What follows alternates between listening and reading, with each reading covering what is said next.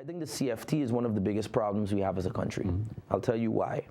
The idea behind the CFT is great. In other words, I believe that government needs financial supervision.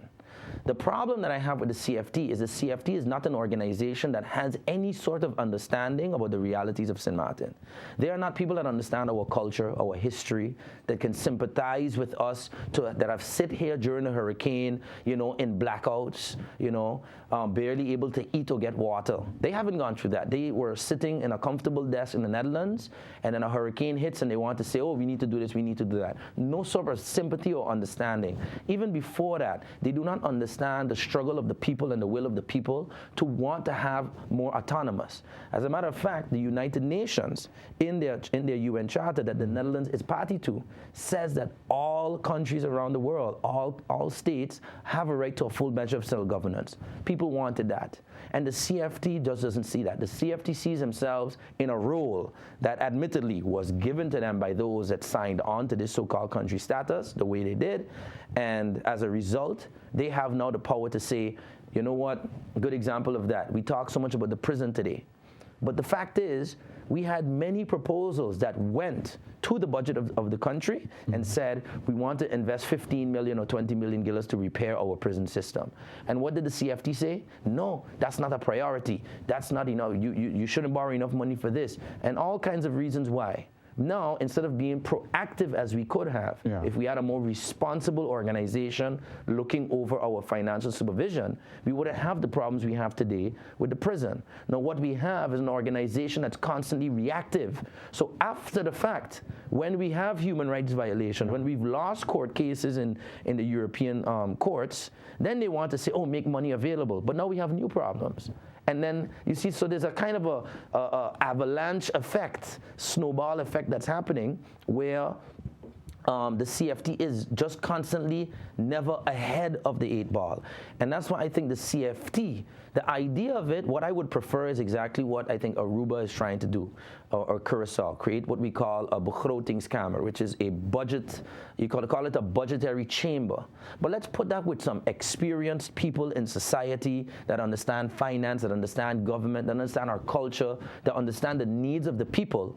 Put them on such a chamber and let them be the ones to make such decisions. That's what I think. Let me play devil's advocate here, MP Brison, because, the history of the Nelson Tillies and our failure to really exercise fiscal discipline.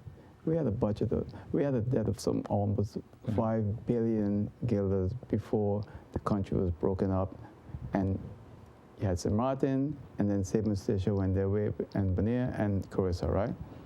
St. Martin had something like 300 million guilders at that time. And if you look at the history of these islands, we've always had a problem when it comes to fiscal discipline.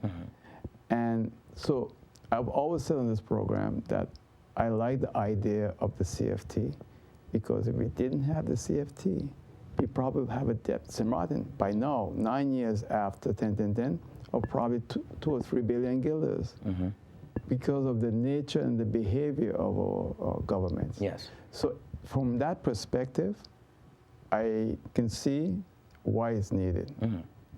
At the same time, I can see your point of view that you're making in terms of how rigid CFT is. But the government of St. Martin also have the power to appoint a person to the CFT, which they did. Right.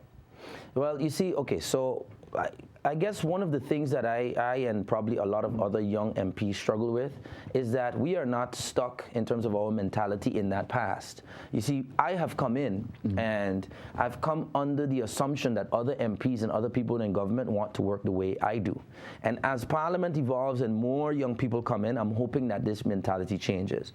What I mean by that is I want to believe that people are good at heart.